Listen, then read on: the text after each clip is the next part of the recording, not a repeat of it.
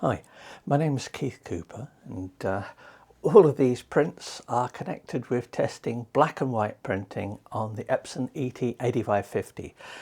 That's also the 8500, smaller version of it as well, and it is applicable to some other printers as well, but specifically I'm looking at black and white performance, getting the best black and white prints out of the 8550. Now, the 8550, widely I've recommended it as a printer that is great to get into doing prints.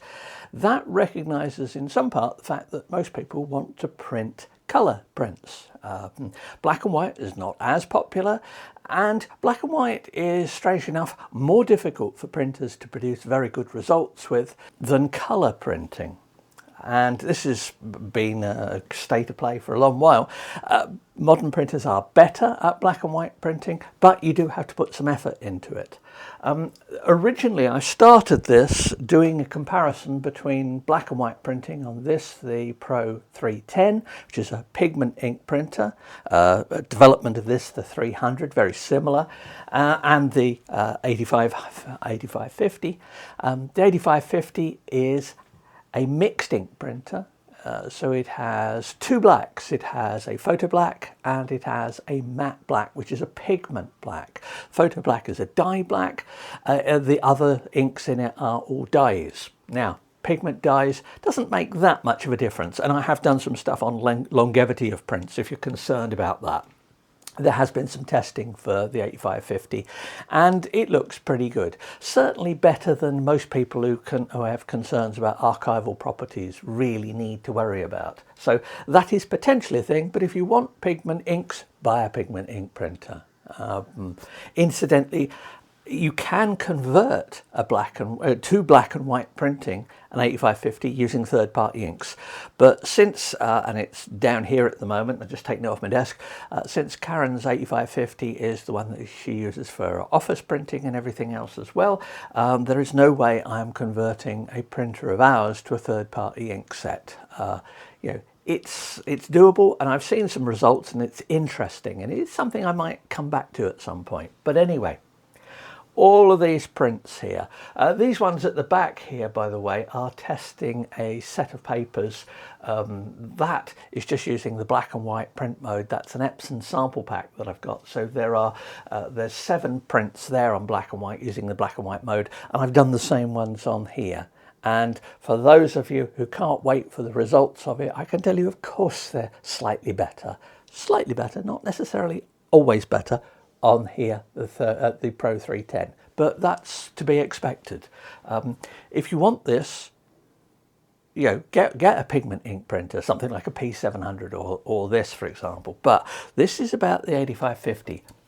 I'm only looking at a couple of papers here to show the print, because otherwise the desk would quickly fill up with papers, and I wouldn't necessarily achieve much extra. I think I found out some useful bits and pieces. Now, do have a look at the notes for this. This is going to end up a longish video with a lot of stuff in it. I will tie it into articles I've written. Things like this, the test image that I've got. I'm printing this using Epson print layout. Now, I'm printing it in 2 different ways for black and white. One is to print it using the ABW mode. That's the advanced black and white mode, which has toning, tinting and things like that, which you may be interested in for making corrections to things. The other one is to use one of my profiles. Now, I made a whole series of tests here of different papers, and these ones here, but I've just settled on 2 for this main sort of deeper look at things. That's Epson Premium Lustre, which is a good standard paper. Results for this would be very similar for the semi-gloss if you were to use it. In fact, you print this at the semi-gloss media setting because there isn't a Pro Lustre media setting. So I've got that, and also the matte paper I'm looking at, and this is where things do start getting interesting, is Epson Archival Matte. Now, I've picked that because, well, it's a good basic matte paper. It's a good matte paper. Does have a little bit of optical brightener in it, as I'll show at some point when I look at some of the results. But what works best? What's the best way? And now I know in my review I recommended, and this was written 5 years ago, I recommended that the ABW mode is generally better than profiles. And in many respects it is. It's simpler to use, but I notice in printing some of these papers here that it can have a slight colour tint to it, visible under some light. Now, the viewing lighting is important that you're doing. Now, I've just got this Ultralux lamp here. It's set at 4000K. It's not necessarily that accurate, but I've got that here just for print illumination. I check when I'm doing things that I'm looking at in a good lighting. I actually compare the prints at D50 or 5000K as it is on this. And I check the brightness of the... Now, I've got a video I did about this little light meter and how to use it for doing your checks. This goes for colour and for black and white. This is an S8608 and cost me under 15 quid. These are widely available. It's an illuminance meter. It measures incident light, hence the little dome on here. And you want to get your brightness about 300 to 400 for basic print evaluation. It just happens to be about 300 odd here. Now, of course, this is a video. I've got lights, everything's set up here apart from this screen. Everything else is set to run at roughly 4000K. Now, 4000K is just because it happens to make it easy when I'm shooting the videos to get everything to match. I would absolutely not suggest working at 4000K. Now, this monitor, because it's a BenQ hardware calibrated one, and this one here, can be set to 4000K. And I do that for video use, matching the lighting and various other things. But I've got lots of stuff looking at lighting. What we're interested in here is how these look. Now, if you see slight colour tints in the pictures that I'm showing here, do take that under advisement, because you are seeing it with a mix of different lighting via a video, via whatever YouTube currently chooses to do to videos when they process them. And there are changes in that I have no real control over. So if you see a clear colour difference between these, well, if you see a clear colour difference, then something's wrong somewhere, because they all pass the test that most people looking at them will go, yeah, that's black and white. And do remember that before you get too carried away with doing all this testing and stuff. Some of this testing takes quite a bit of equipment and software and that, so I don't expect many people to do it, but I know some people are interested in this. Let's start off. Epson Premium Lustre. Good paper, good standard paper that I use for quite a lot of things. Let's pop the cover back on that. Put that out the way. I have two prints here. What's the difference between these two prints? One is printed using the profile, and the other one is printed using the ABW mode. Now, I've printed each. This is my standard test image. This particular test image, by the way, is a version that probably not so useful to many people, because the test strip at the top here is specially created to go into this, which is NICE's scanning spectrophotometer. That means I can measure the details of this, of the black and white here, the color, the density and everything else in a few seconds. It just goes in, comes out, and I get the measurements out of it. A more useful version of this has larger patches, but I've got versions of this that suit different measuring devices, even a version of it where you can do some basic testing like this using a scanner. Now, obviously, inaccuracies of the scanner can't necessarily correct for, but it's better than nothing. And I'll come back to some of the uses of that bit of it later. There's the test strip. 51 patches gives me 2% steps from paper white to solid black. Gives me as black, and that lets me just test. It's a standard one I use, and yeah, I get the results out of it, and I can look at it and I can say, ah, yes, this has got a Dmax of such and such. Now, be very wary of Dmax figures, as I'll show later on some graphs and things. You can have a very black, but if all your shadows are crunched up, you end up with that very black, but you get no detail in any shadows. Everything's crunched to black. It's sometimes much better to have a paper, a setting that gives you a good black, not the deepest possible black, but a nice linear scale through to white. And that means that you've got a much better chance, assuming your monitor's calibrated and set up well, that your image you see on screen in terms of black and white will come out properly in here. So that's that. But I've got two versions here. This is printed using the ABW print mode, and this is printed using my standard profile for it. Now, this profile here is one of the profiles in my set of 8550 profiles that I've made available for people. They are mainly intended for color use. There are over 60 of them now, and they are available as a set. Anyone wants them, drop me an email. I've just asked for a coffee donation if they're, if you want them. But that's just a standard profile. I was quite pleased to see that the two are not that different. And for premium Lustre, the ABW mode gives a really good response. In some ways, it's better than the profile. Under some light, there is less colour to it. And by colour to it, I'm talking about an overall sort of greenish or magenta-ish tinge. Now, these things do vary considerably with printers and lighting.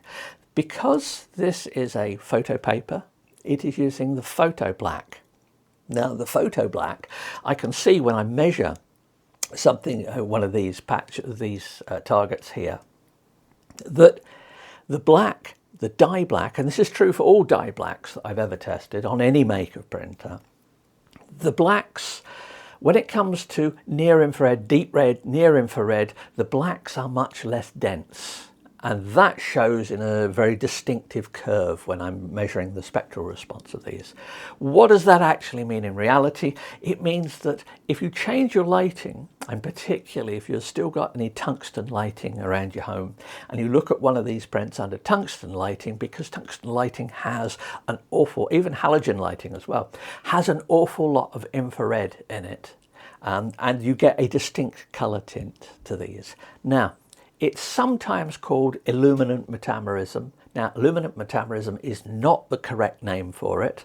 I put a link to a useful article if you're curious about it. It's a failure because of the different inks reacting to colours in different ways. And when they're blended together to try and give a grey, you don't get it. That's one of the reasons, incidentally, that if you want to convert your printer to a grayscale grayscale ink set, because they're all greys, you don't get this effect. Now, this is much less common these days because a lot fewer people have tungsten lighting anywhere, but it's something to be wary of. Certainly if you take these outdoors, you will see a different colour to them, a slightly different tone, and also it depends on your own visual perception, how good you are at spotting faint colour tints. Now, for both of these, they work pretty well, but I'm going to say that I prefer maybe just under this lighting, and this is going from what I can see here, not necessarily what will show on the video. Let's see if we can just do that without getting any reflections off them. I'm going to say there's a little less colour on this, the one using my profile, than there is with the ABW. However, I know that when I was measuring this, that the ABW gives a more linear response. You may actually want to adjust that, and there are ways which when you measure, when you create the measurement files from this, you can run them through some software, Quadtone RIP, and generate what I call correction profiles. Now you can apply these profiles to your color image beforehand. Now, what color image you say? These are black and white. These are color images with no color. They're in the Adobe 98 color space. That's because it's a gamma 2.2 space. Don't need to know that, but it is. So you've got that, not sRGB. So you've got that, that's in color, but it's black and white because R equals G equals B, and so they're black and white. Software like Epson Print Layout and the Canon PPL much prefers dealing with black and white images like this, and also it converts to color. If you use the ABW mode, the conversion to color is straightforward. There's nothing unexpected happens.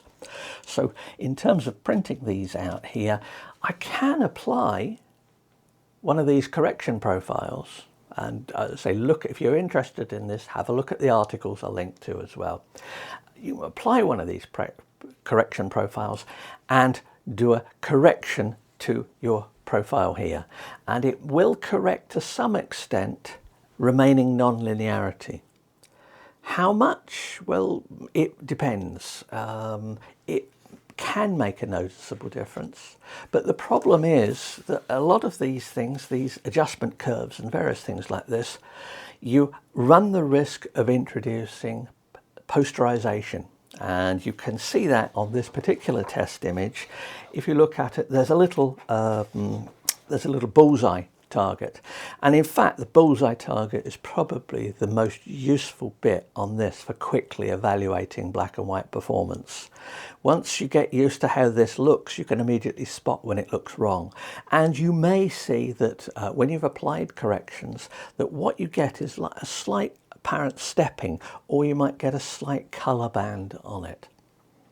Unfortunately, the ABW mode on this and the black and white print mode on the Canons gives you relatively limited abilities to fine-tune it for your papers. That means you get ABW, that's it, it's a setting. It works for most people, and that's why I suggest it to people. But once you get to the point of being able to see tints and tones in your black and white prints like this, you've perhaps moved beyond it in some respects. Now, I mentioned that correction profile. The correction profile, and I will be making a special set of all the profiles and test data that I've used, that I've created here.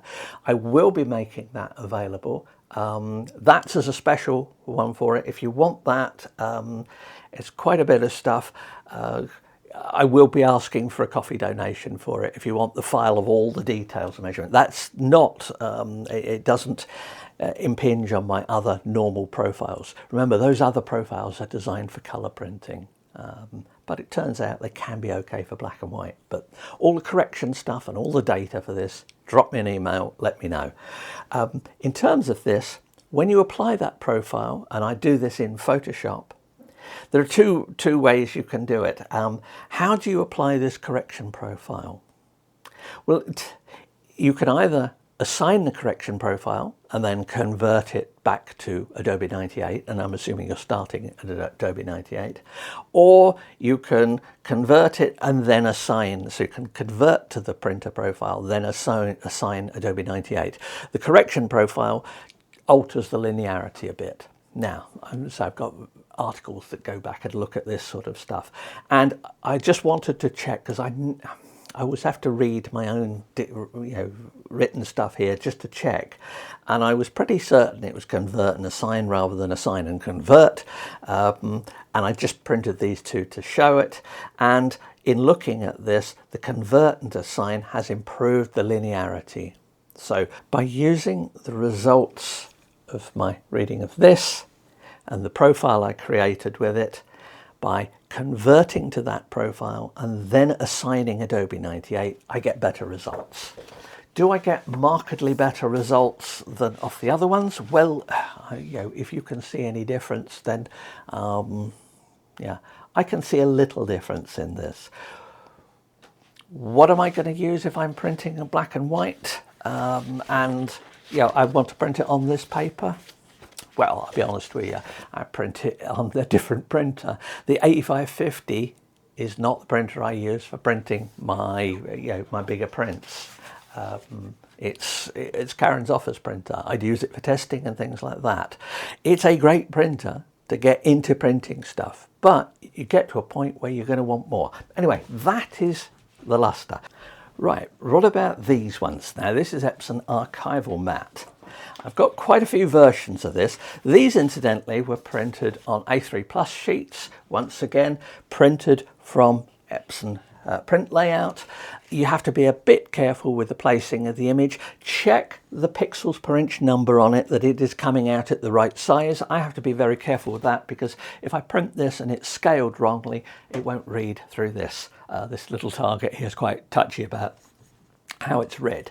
But anyway, what I've got is Epson Archival Matte.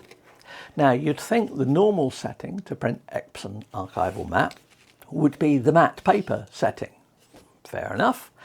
We do have, on the 8550, we have the VFA or Velvet Fine Art setting. Remember, the names of the setting are just names of settings that roughly coincide with paper types.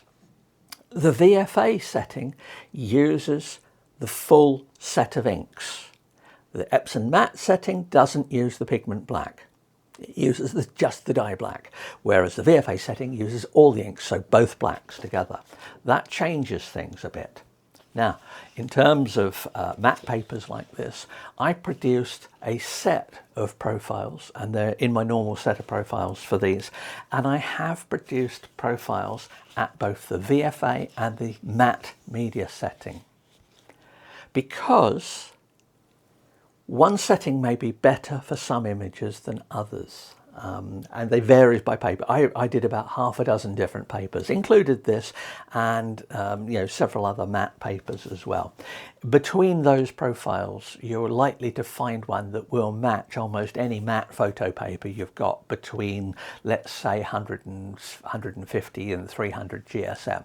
Maybe some heavier ones, maybe some lighter ones as well. But it covers the different coatings. And remember, with inkjet printers, it's not the paper backing that counts, it's the coatings that make the difference. So this is Epson Archival Matte, been around for years. Now I've got 4 versions here.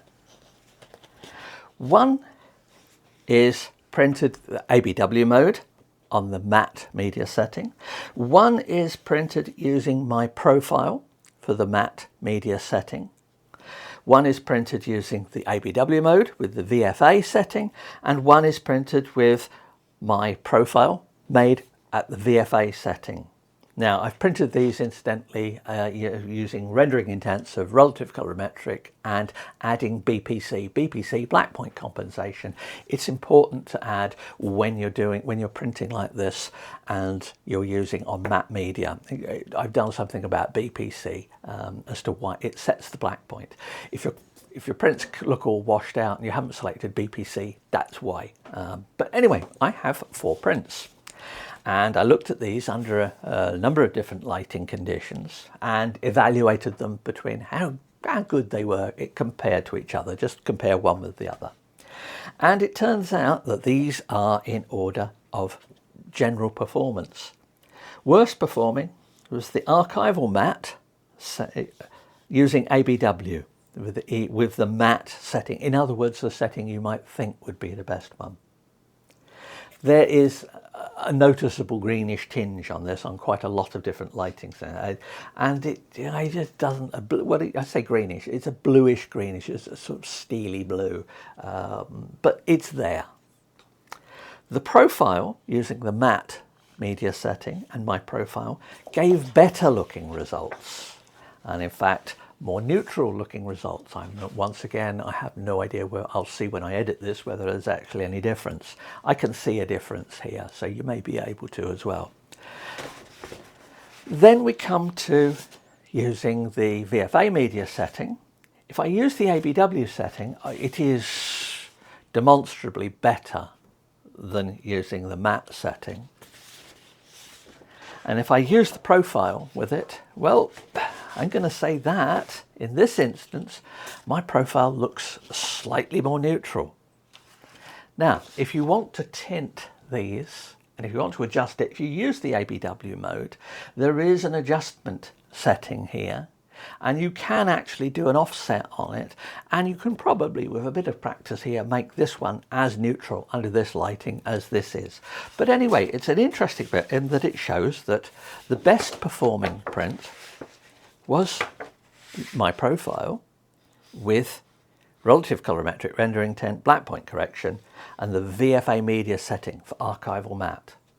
Now, it's not perfect in that it crunches, these crunch shadows a bit, and you will, if you use the VFA media setting on some matte papers, you will, the shadows be crunched because that extra black has not been allowed for when it was set up. But what about if I want to make extra super quality profiles? The profile looks best. I normally make my profiles on an A3 Plus sheet. I can fit just shy of 3,000 patches on one. What about if I go way over the top and make, let's say, profiles with getting on for 6,000 patches in them. For various reasons, I settled on, I think, about 5,500 in the end in terms of the targets. It's a lot of faffing about to make targets, and if you do that, that is one sheet. That's the second sheet. These, incidentally, these profiles are colour profiles as well, although I've going to be testing them for black and white. And I even tried, and this is a feature in i1 Profiler, once you've made your profile with all of these, you can run an optimization stage and it will generate yet more patches. So we've made profiles from all these patches together, and that is way more effort than I ever normally go to. That's why I say these are special profiles. If you want to test them, let me know. So that's those. What else would I try these profiles? What results do I get? Right, well, let's have a look.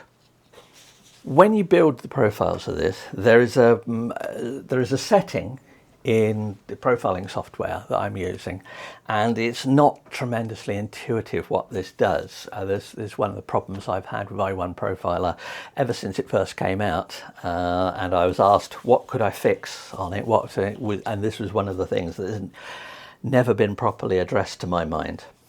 I've created 4 super profiles. Now, I say super profiles, they're just lots of patches, you know, they're not particularly bigger, they're just lots of data has gone into them. I've got one with the grey balance set to 0, 1 to 50, and 1 to 100, which is the slider, as you know, between 0 to 100. Why you would set it to 27 or something like, I have no idea on these, but it does make a very slight difference. And I've also made another profile using the full optimized set as well. So these are prints just using my profiles. In terms of looking at these, well, actually, they're all pretty good. They are slightly better than my 2,900 patch targets. Does this mean I will be doing? No, absolutely not. These are still not properly optimized for black and white printing. They're good. I'm sure they could be better, but i1 Profiler, the software, does not support making black and white optimized profiles, unfortunately. In fact, nothing does. There are various ways around it, but essentially this is a brute force method, just thousands of patches. And before you think, you know, adding more and more patches to making profiles is not the be-all and end-all, because you are running up against diminishing returns in terms of this, and also you're running up against the fundamental accuracy and repeatability of this device here in terms of measurements. If I was being really serious about this, I would measure each target 4 or 5 times and then average it and do all sorts of stuff like that. That is a level of effort that even doing this, I'm not going there.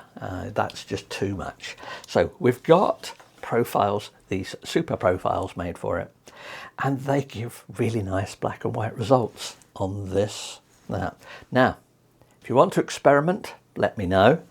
All of these are available, as are all the different correction profiles and the data and everything else that went into it. Now, I'm assuming that not many people are going to want these, or at least I should say, people might want these, but they're not going to want necessarily all the data and everything, because you will need to work out how to do it, how to make use of it.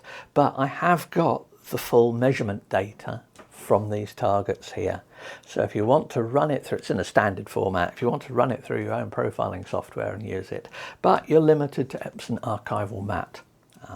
So that is the extra special profiles made with giant great targets.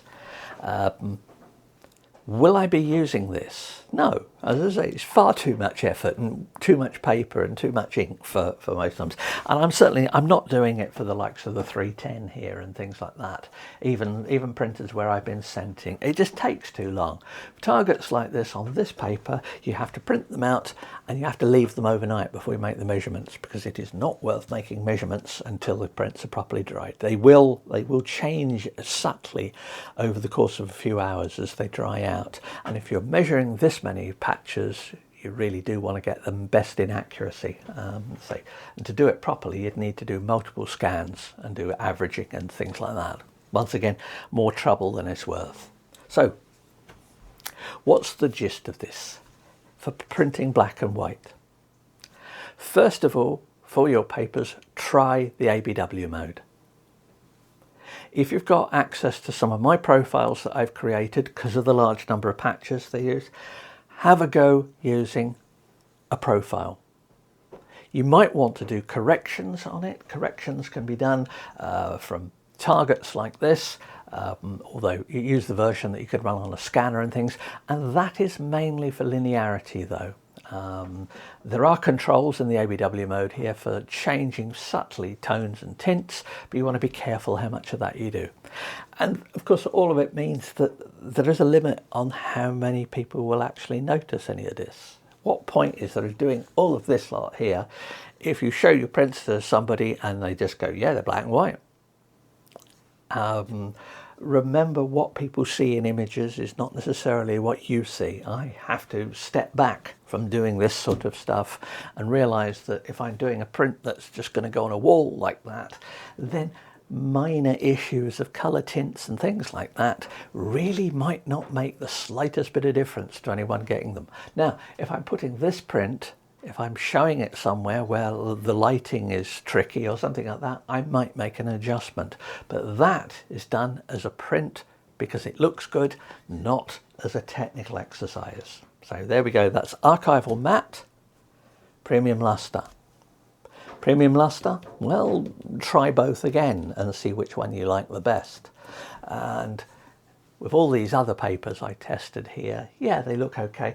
Several of the ABW modes have a distinct sort of greenish tinge to them that I can see on it. For those, I might use profiles. I might just do an adjustment here in Epson print layout and do so. I say using it in Epson print layout. These adjustments are available in the normal printer drivers as well.